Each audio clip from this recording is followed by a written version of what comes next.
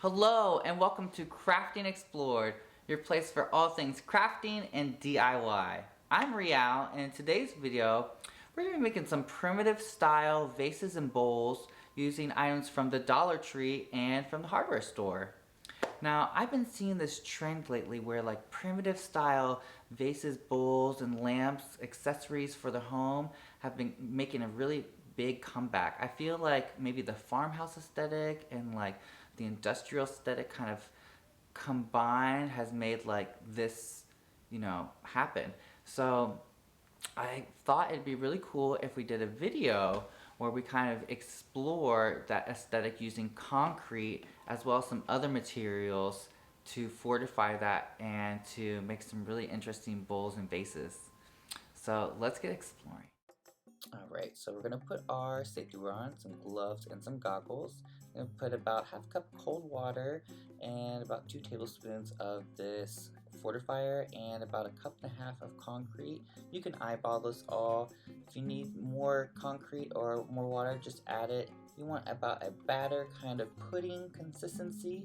And then we're going to use this colander from the Dollar Tree as well as some mold release. And then we're going to use some rope from the Dollar Tree, 2 bundles that I picked up.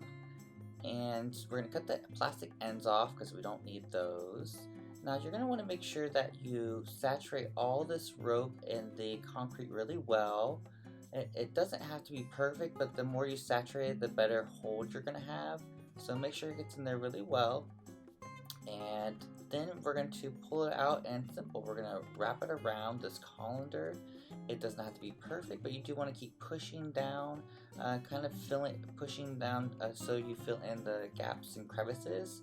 But don't worry too much about that because we are going to go back through with some more concrete. So here I'm going to just work the next round of rope onto here. It is going to come out to be a little more than I need, and that's not going to be a big deal. You can kind of keep adjusting if you want to get more on there, or you can just simply cut off the little extra, and then I tuck the bottom into there, and then we're going to add more of that slurry on there. At this point your concrete is going to be thickening up, so it's going to be perfect for getting into all these little crevices. It's going to be like that pudding, like I said, a pudding kind of consistency, and if you need, just add a little water to thin it down. Once you get a majority of those cracks filled in, because I do think a little bit kind of looks cool, but whatever your liking it is, once you're done, just let that dry overnight and sit and cure. And once that is cured, then you can pull out your mold. Now, I did mess up. I shouldn't have used a colander because I wasn't thinking that the concrete is going to seep through, so this did break. But no big deal. I just went back through and I sanded it down, and then I added a little bit of this slurry that I made, kind of like a milkshake consistency, I would say, with this guy. And I just filled in some of those crevices and holes, which I kind of liked how that kind of made a texture on the inside of the bowl. So it wasn't too big of a fail or mistake, I thought, on my end. Now, once that was done to my liking, you're just gonna let that dry again and cure. And then I made a mixture of water and acrylic paint together, kind of making like a slurry. And I put this on and I realized that it was just too thin. It really wasn't doing what I wanted it to do. So I did put this coat on, but then I went back through after it dried and I put a second coat of just plain white acrylic on.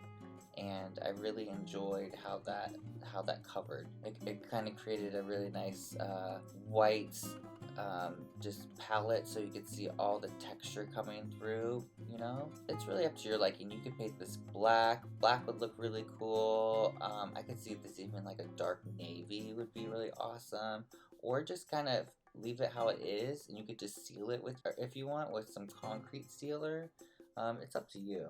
I really feel this DIY adds a really cool, primitive, rustic feel to your home. Let me know what you think about it. Alright, and here we have it. I just styled it with some limes from the yard, but you could throw some beads in here or by itself. Whatever you like, it just adds that nice, rustic, primitive feel. I really like it. Let me know what you'd use it for. Alright, so we're going to throw some gloves on. Now I work with concrete a lot, so I know these mixtures well, but kind of a half cup of water, 2 tablespoons of fortifier and a cup and a half or so of concrete. You want to get it to kind of like a cake batter pudding consistency. So you could add a little more water, add a little more concrete if you need to get to that consistency. That's good. And make sure it's mixed well.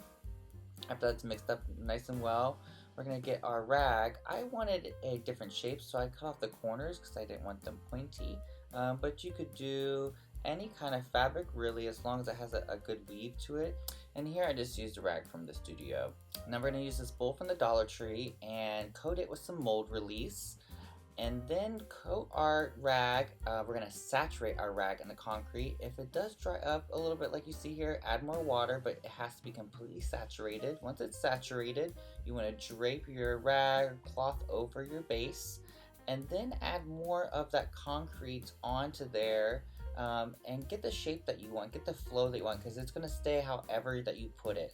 And kind of have something that's loose, very natural. Don't try to be perfect whatsoever. This is not a perfect craft.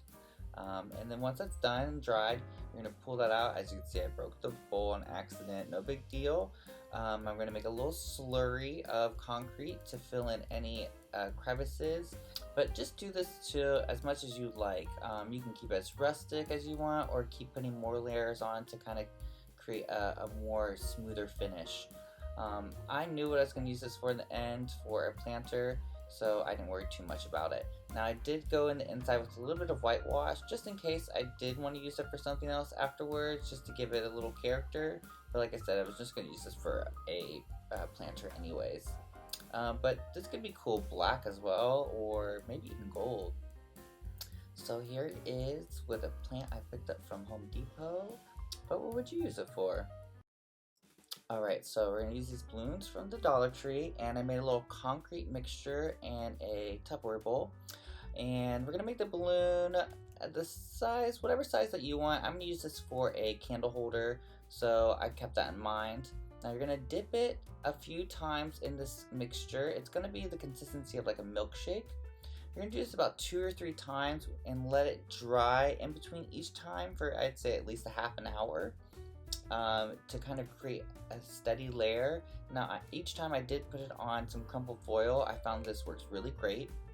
Once you have enough layers built up, you want a thicker mixture of concrete. We're thinking about a mixture that's kind of like a pudding mixture now, and then you're going to hand spoon or like hand put that on there. It's going to be a little messy, so make sure you do this in an area that you can create a little mess in. But as you can see, it creates a really cool textural effect on the outside, doing it with your hand. And just get that to your liking and make sure that you have it thick enough so that way when you take the balloon out, you have a nice surface. So here I'm just going to take the balloon out. It comes out pretty easy, like 1 or 2 pieces. So don't worry too much about breaking or anything, as long as you made the globe thick enough. Now it does break a little on top because it is thinner. That is the cool part, because each one's going to be individualized because it's going to have that cool opening. So don't worry too much. And actually, since I'm going to use it as a candle holder, I do want to break open enough to get some flow in there. So I'm going to break that open a little bit more, then just use a little bit metallic paint, gold paint, spray paint that in there, and do about 2 or 3 rounds of spray paint. Now it doesn't matter if you get a little on the edge, I think, because it kind of adds a cool quality to it, but you can chip that away or sand that off. Now here it is with a couple other ones that I made. One I actually used some watercolors outside, and the other one is just colored concrete. But these are really fun to make and super easy. And here is everything all together. Now I feel these work super well all together in a grouping, or you could easily pair them with other materials like glass or metal or wood. This would be great outside. Any of them would be great outside, actually. You know, a succulent planter. This would be great as a catch-all coming into the house for your keys.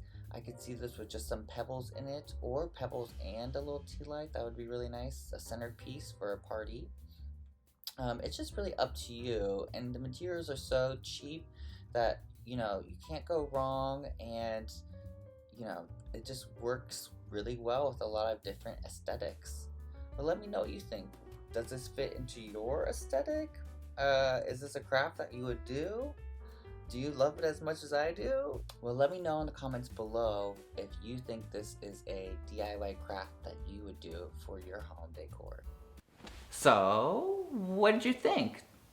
Do you want to try any of these? Do you think that any of these ideas would fit into your aesthetic? I really feel like if you have a farmhouse vibe or the industrial vibe like I said, or if you just want something in your house that really is like adds a bit of warmth and textural quality to your home, I think making one of these or maybe even grouping them together would be a great idea. But let me know in the comments down below what you think, and thank you so much for watching.